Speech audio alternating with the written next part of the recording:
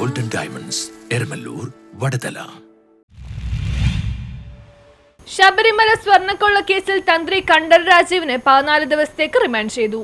ശബരിമലയിൽ നടന്ന സ്വർണ്ണക്കൊള്ളക്കേസിൽ അറസ്റ്റിലായ തന്ത്രി കണ്ഠരര് രാജീവരെ കോടതി 14 ദിവസത്തേക്ക് റിമാൻഡ് ചെയ്തു.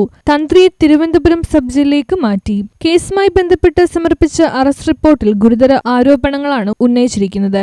ശബരിമല കട്ടിളപ്പാളി അഴിച്ചു മാറ്റുന്നതിന് മുമ്പ് ദേവന്റെ അനുമതി വാങ്ങിയില്ലെന്നും കട്ടിളപ്പാളി പുറത്തു കൊണ്ടുപോകുന്നത് തടയാൻ തന്ത്രി തയ്യാറായില്ലെന്നും ചൂണ്ടിക്കാട്ടി.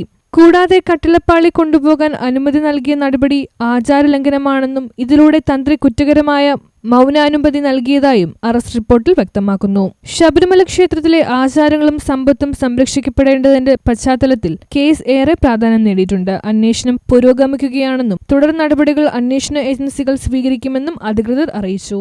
എന്നാൽ തന്ത്രിക്ക് വെള്ളിയാഴ്ച ദേഹാസ്വസ്ഥത ഉണ്ടായതുമൂലം തിരുവനന്തപുരം ജനറൽ ആശുപത്രിയിലേക്ക് മാറ്റി. 1 മണിക്കൂറോളം പ്രാഥമിക ചികിത്സ നൽകിയതിനു ശേഷമാണ് ആശുപത്രിയിലേക്ക് തന്ത്രിയെ എത്തിച്ചത്.